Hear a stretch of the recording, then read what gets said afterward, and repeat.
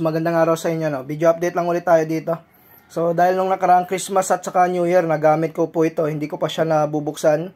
So i-check ko lamang po siya dahil baka marami na namang alikabok yung ating Broadway VX20 na ito.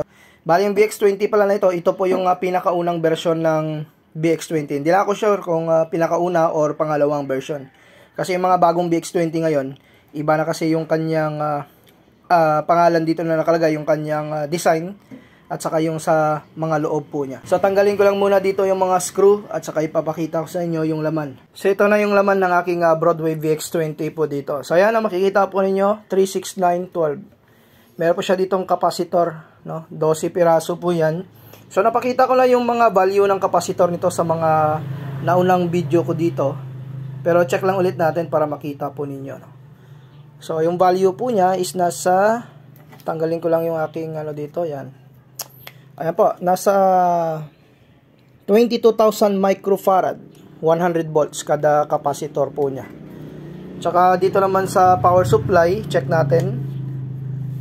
So ito po unang version po ito mga boss Kung makikita po ninyo sa mga ibang VX20, talaga pong ibang klase na po yan.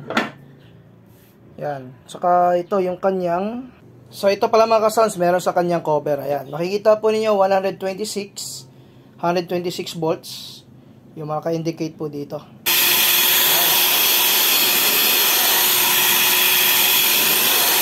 So ayan, tatalsikan yung mga alikabok, napakaraming alikabok.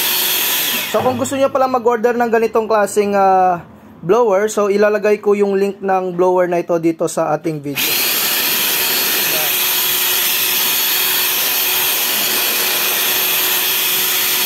So napaka-useful po niya pag meron kayong ganitong klaseng blower. Okay na okay ito sa mga sound technician, sa mga nagkukumpuni ng mga amplifier para mas madali yung paglinis ninyo ng inyong mga amplifier kagaya po nito.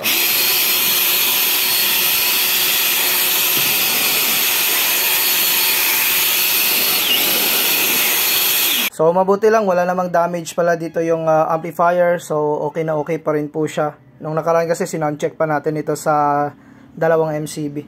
Tsaka meron po siyang soft start po dito. Yan, napaka-astig talaga pag Broadway. Lalong-lalo na siguro yung mga VX, mga VX40.